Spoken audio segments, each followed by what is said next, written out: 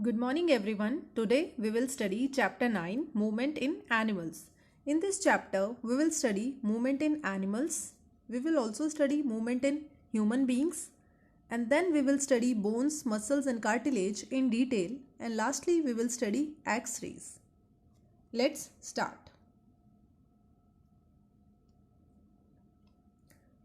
Animals, they move from one place to another place because of various reasons, like in search of food and shelter, and to protect them from the predators, and sometimes for the reproduction.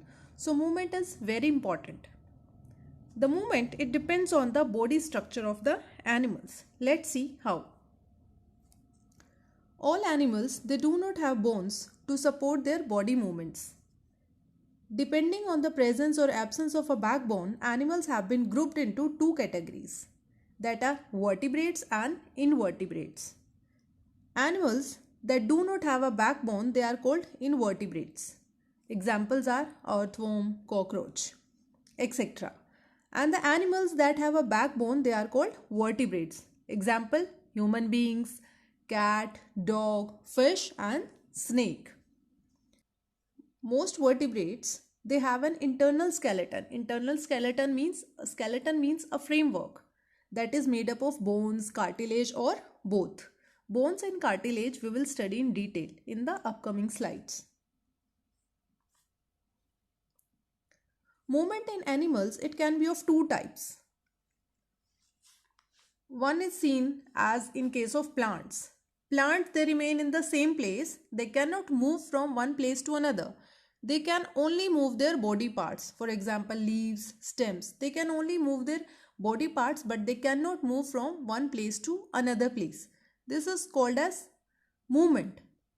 But when animals, they move from one place to another, it is called locomotion. Let us understand it with the help of few examples.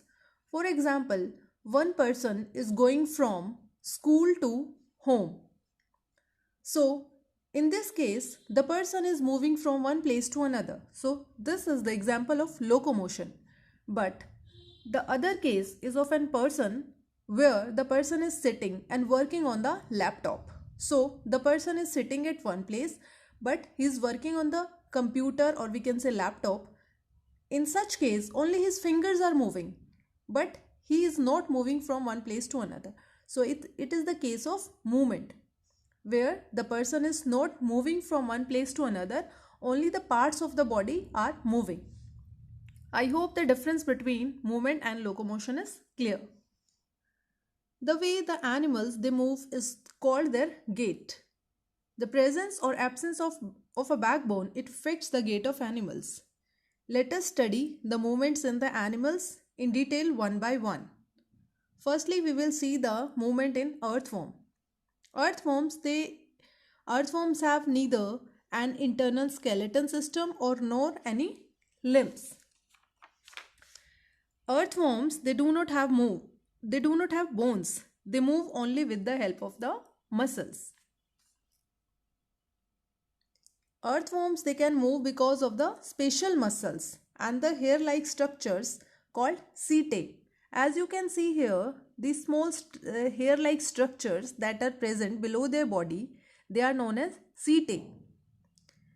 If we observe the body of earthworm closely, we will see the ring-like structures. As you can see, these are the ring-like structures on the body of earthworm. These ring-like structures, they are known as the segments.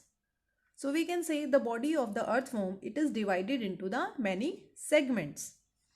Setae are present in almost all the segments of the earthworm's body.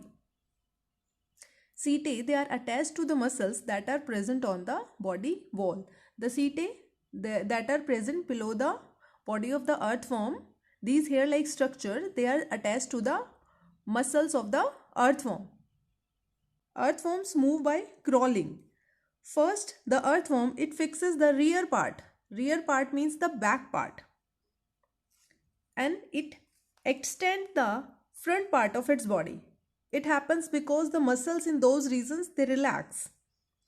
Next, the earthworm, it fixes the front part to the ground and it releases the rear end, because of which the muscles of the rear end, they contract, because of which they get shortened and they are pulled forward.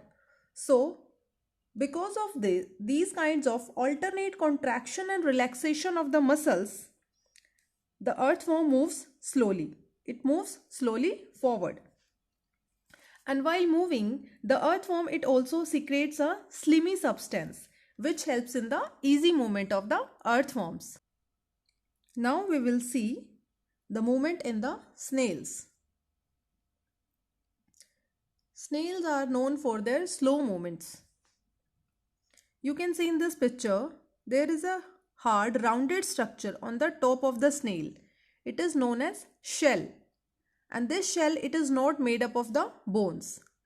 This shell, it protects the snail from the cold and danger.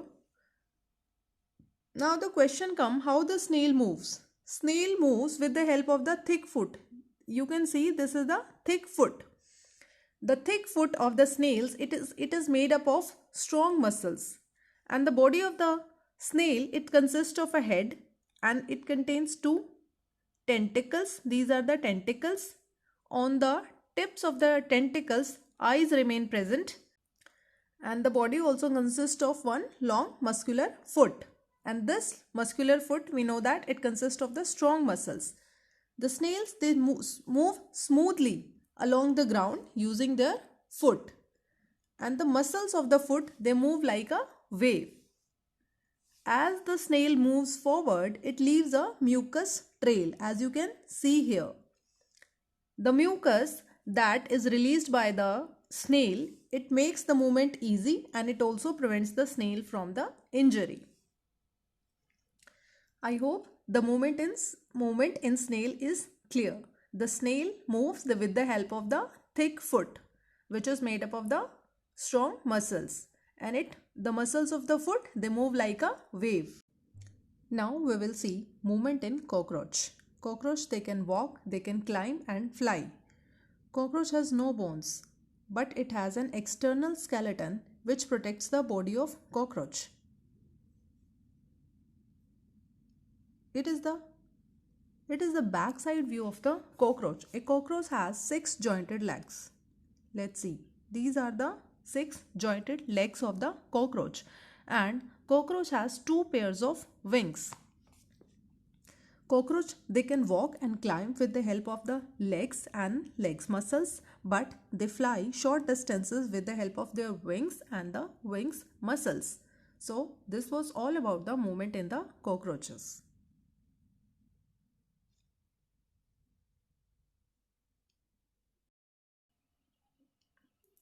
Now we will see movement in the fish. Fish are the vertebrates. That means vertebrates means the fish have backbone. Fish, they live in water and they naturally move in it.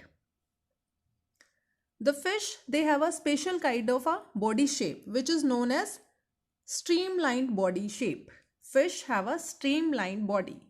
That means the body of fish, it is broad in the middle, but it is narrow at the ends, as you can see in the picture. This shape is known as streamlined shape. It helps the fish to move easily in the water. Let us understand the significance of streamlined body with the help of one activity. Make a paper boat. Here in this activity, we have taken 2 paper boats. First, put one paper boat in the water and push it with the one narrow end, which is pointing forwards. You will notice that this boat, it will move easily in the water. Now, take the another boat and hold the boat sideways, as we are doing in this case. Boat number 2. Hold the boat sideways and push it into the water from the broad side. You will note that this boat, it will not move easily in the water. So, the streamlined shape of the body of the fish, it helps the fish to move easily in the water. And the strong muscles on the skeleton, They help the fish in swimming. During swimming, the muscles they make the front part of the body curve to one side like this, and the tail part swing towards the opposite side. So like this, the fish forms a curve, and then quickly the body and tail they curve to the other side. These curves they cause the body to twist and turn and pushes the fish forward. Fins they control the balance and direction towards the swimming. This is the fins. This portion is the tail. I hope the movement in the fishes is clear. Birds fly in air and walk on the ground. Some birds they can only walk, but the birds such as ducks and swans they can swim. But there are some birds such as ostrich and kiwi. They cannot fly, but they are good runners. Let's see how the birds fly. Bones of birds they are hollow. Hollow means they are empty from inside, because of which the bones of bird they are lightweight. So the lightweight bones of the birds they help them to fly. And secondly, the body shape of the flying birds is streamlined, which helps the birds to move easily against the direction of the wind. Birds they show two kind of flights. Let's see. One is flapping flight and another is gliding flight. In the flapping flights, the wings they are actively flapped up and down, which pushes the bird forward and also maintains the balance. Such type of flight is seen in the birds like sparrow and the mayans. The second is gliding or soaring flight. It is usually seen in the large birds such as eagles and the kites. If you observe an eagle or kite in the flight, you will see that the wings they are kept spread, and it seems that they are moving effortlessly in the air. And during the gliding flight, the wings they are flapped occasionally. That means the wings they are not flapped continuously, they are flapped occasionally. So this was all about the movement in the birds. Now we will see movement in the snake. Snakes, they do not have legs or arms.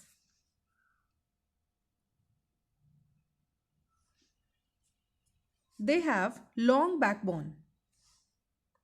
They move by using their muscles and the long backbone. Snails, they are thick and long. We all have seen the snakes. They are thin and long, and they have scales all over their body, or we can say the body of the snake is covered with the scales.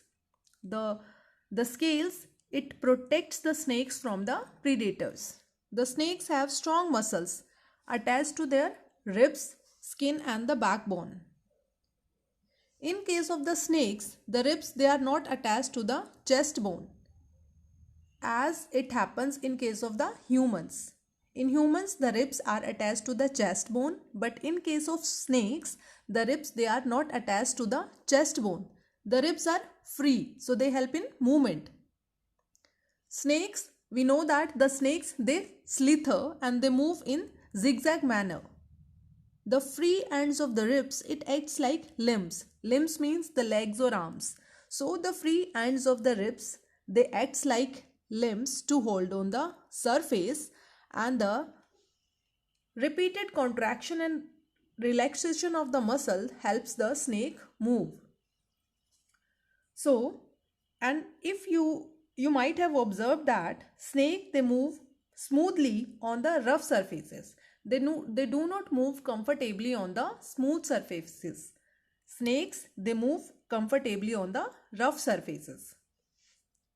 This was all about the movement in the snakes. Now we will see movement in the human beings. Movement in the human being it takes place because of the skeleton system and the muscular system. Now we will see human skeleton system. The system that consists of bones and cartilage, it is known as skeletal system. The bones in the human body, they are arranged in a framework which gives shape to our body. The bones in the human body, they forms a framework to give the shape to our body, and this framework is known as skeleton.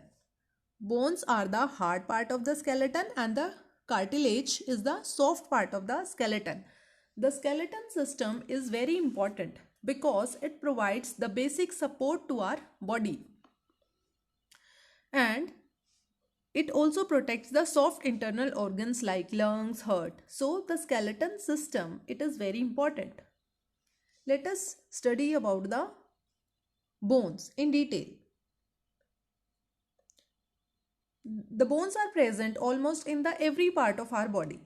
The human skeleton, it is made up of 206 bones, and the main bones, if we talk about the main bones, it includes the bones that are found in skull, backbone, rib cage and the girdles.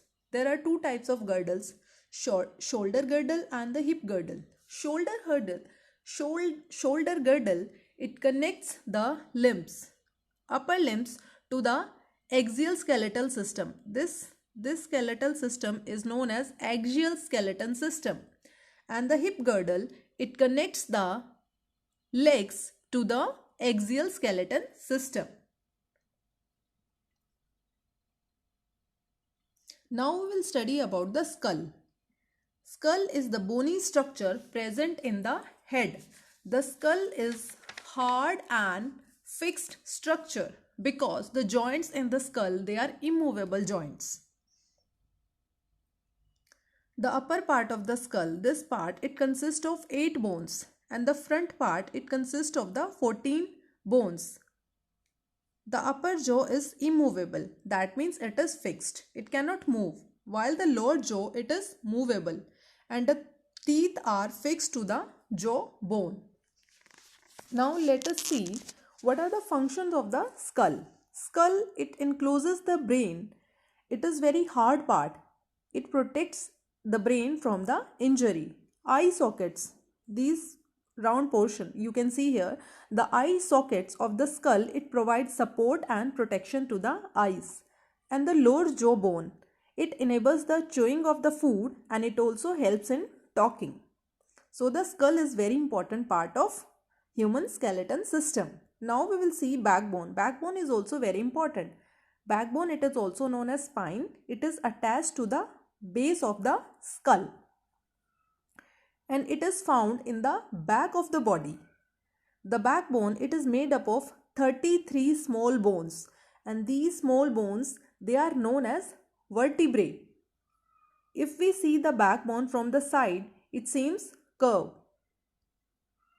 As you can see here, if we see the backbone from the side, it seems curved, and it is made up of 33 small bones called vertebrae. What are the functions of the backbone? At the center part, you can see here the hollow area through which a tube-like structure called spinal cord, it passes. Spinal cord is very important. It is connected to the brain. It conveys the message from the brain to the different parts of body. So the backbone, it protects the spinal cord, and the backbone, it also acts as the central support to the body. Moreover, it also helps us in standing straight, and it also provides support during the locomotion. So the backbone is very important part of human skeleton system. The next is the rib cage. The rib cage is present in the chest region of the body. It is made up of the 12 pair of bones called ribs. These are the ribs. The ribs, they are joined to the chest bone. This long, flat bone is known as sternum.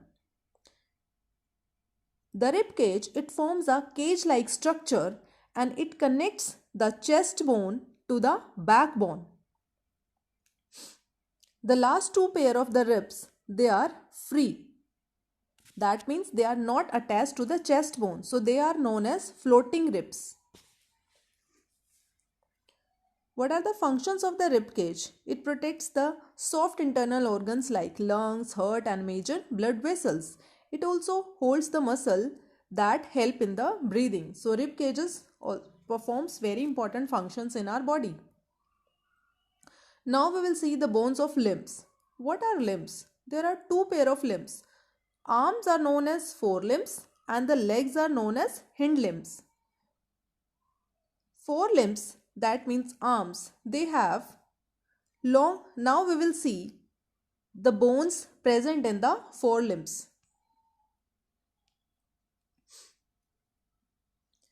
The forelimbs have one long upper bone.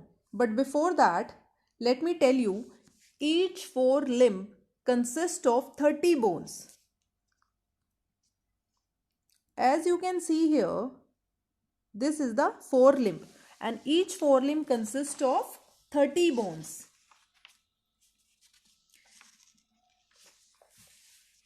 As you can see here, one long upper arm bone, and try to see it.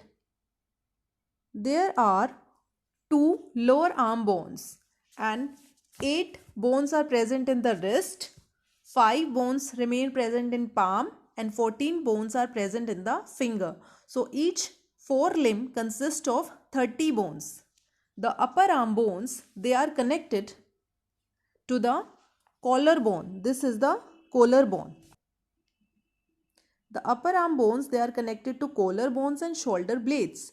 The shoulder blades, they are attached to the backbone. These are the hind limbs.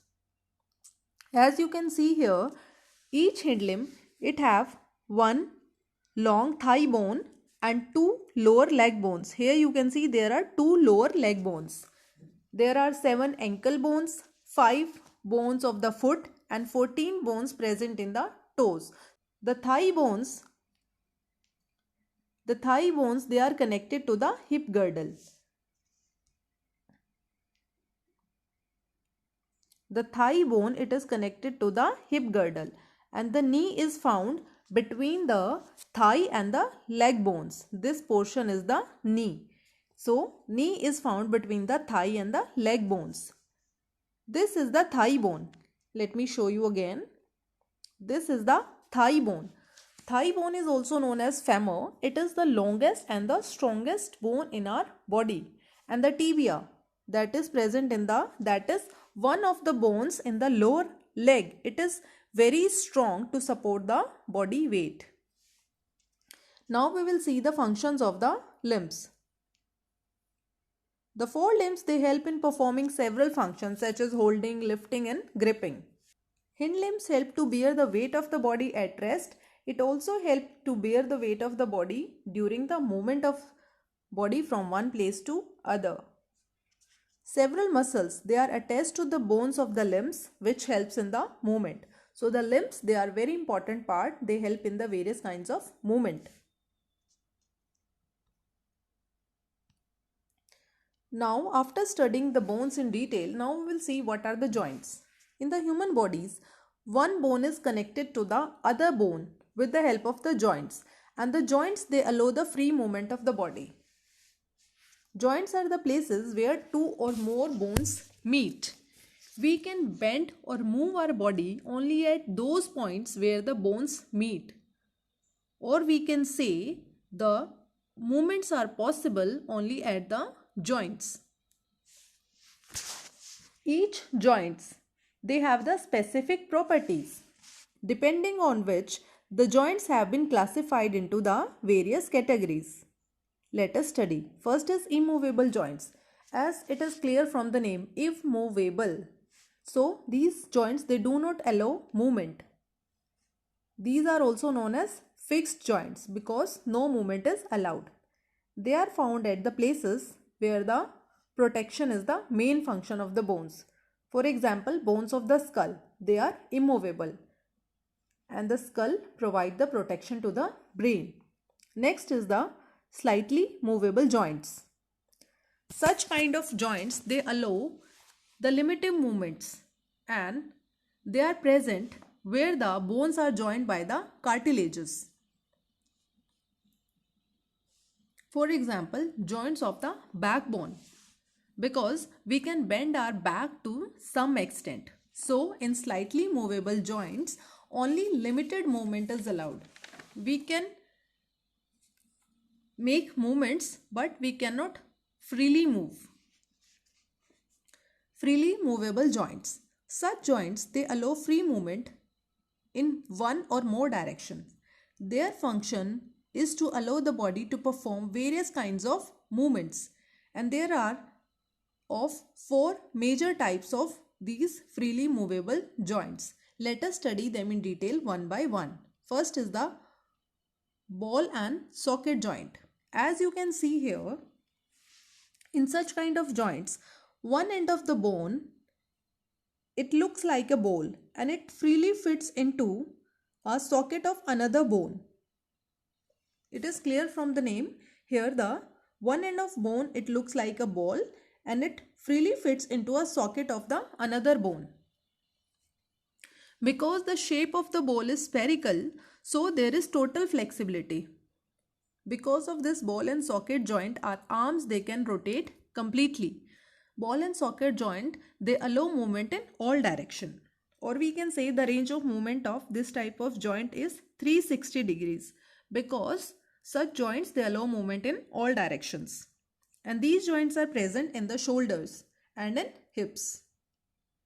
As you can see here, these are present in the hips. This ball-like structure, it completely fits into this socket. So the ball and socket joints, they are present in the shoulders and the hips. Next is the pivotal joints. In such joints, the rounded structure of one bone, it fits into the ring that is formed by the another bone, as it is clear in this picture. In such kind of joints, the range of movement is either up and down or from side to side. Point where our neck, it joins the head, is the pivot joint.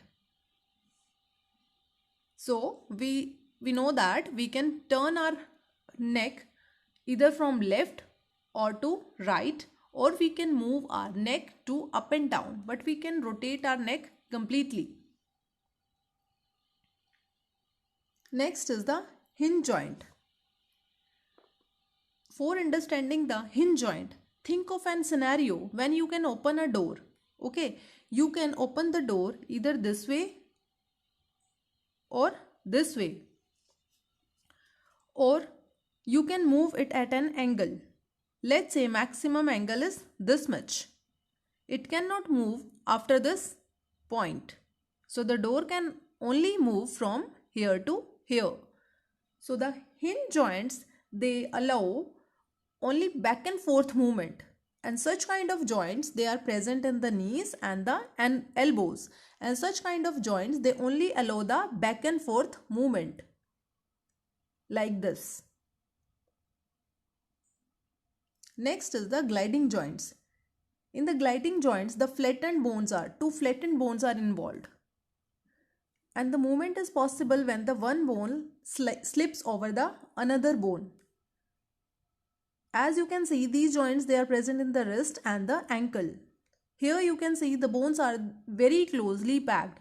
So because of which, here the movement is possible only backward and forward. So this was all about the types of the joints. Now we will see how the bones and muscles, they work together. Bones and muscles, they work together to help the body move. Or we can say the body movements are possible when the bones and muscles, they work together. The muscles, they help in locomotion, they are attached to the bones.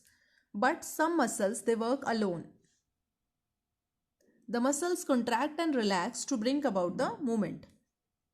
We will see the concept of contraction and relaxation in the next slide. But before that, let us understand the types of muscles. There are two types of muscles. Voluntary muscles. Voluntary muscles are the muscles that are controlled by our free will. That means we can control such muscles. For example, flexor, extensor muscles. The second type of muscles is involuntary muscles. They are not controlled by our will. We cannot control such muscles. Example is cardiac muscles. Cardiac muscles are found in heart. Voluntary muscles, they work in pairs to bring about the movements. Let us understand the concept of contraction and relaxation. This is a rubber band. When we stretch the rubber band, as you can see here, so it becomes thinner. As you can see here, the rubber band, it has become thinner as compared to this case. If we release this stretched rubber band, then it will contract. This is the case of contraction and it is the case of expansion. When we had stretched the rubber band, it had become thinner, but when we release the rubber band, it will contract, and you can see here the rubber band is thicker. So in case of contraction, the muscles, similarly in case of contraction, the muscle, they will become shorter and thicker. The muscles, they move in the pairs to bring about the movements. We will see it how. Let us think of a scenario that you are making a fist with one hand and bending your arm at the elbow. Okay, this is the case that arm is bent. You will feel that a swollen region in your upper arm, because here the muscle has contracted. We have studied that when the muscle contracts, it becomes shorter and it pulls the bone. The muscles, they can only pull the bones. Muscles cannot push the bones. So what happened when the arm is bent? The bicep, it is also known as flexor muscle. So the bicep muscle, it will contract, because of which the bone will be pulled. And the tricep muscle, in this case, it relaxes. When we straighten the arm, what will happen? Now the bicep will relax and the tricep, which earlier was relaxed, now it will contract. Now it will contract to pull the bone towards its original position. So we saw that the two muscles, they have to work in pair to move a bone. So this was all about how the bones and muscles, they work together. Next is the cartilage. Cartilage is a semi-transparent, elastic and flexible connective tissue. As you can see here, cartilage is found in the joints. It helps the bones to move smoothly, and it also reduces the friction between the bones when they move.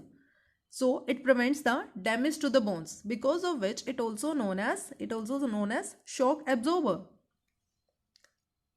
Cartilage is also found in the nose, ear and trachea.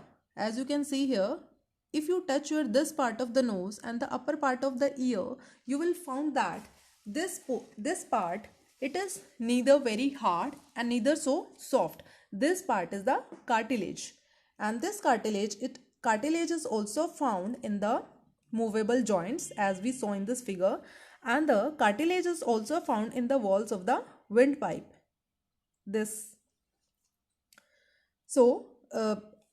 As the cartilage, it is neither very soft and neither very hard. So it provides the flexibility to the organs, and it also provides the supports to the structure. So cartilage is very important. It is found in the joints. In it also helps the bones to move smoothly, and it is flexible and elastic. The last topic is the bones and the X-rays. Take any old X-ray report of anybody and observe the image in the report against a light.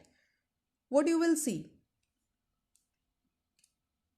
So let us understand what are the X-rays. X-rays are the rays that can pass through the muscles and the tissues, but they cannot pass through the bones. So the bones, they are used to obtain the images that show the shapes of the bone in our bodies. Or in simple words, we can also say that it is also proved that X-rays prove that the bones are present inside our body under the skin. X-rays, they show the shapes of the bone in our bodies. Sometimes when we are hurt or when we met with an accident, so then the doctor, they take the help of the X-ray images to decide that whether a bone has injured or fractured, so that the doctor can give appropriate treatment. So X-rays, they are used to obtain the images and they show the shapes of the bone in our bodies. X-rays are very important. So dear students, this was all about this chapter. Thank you.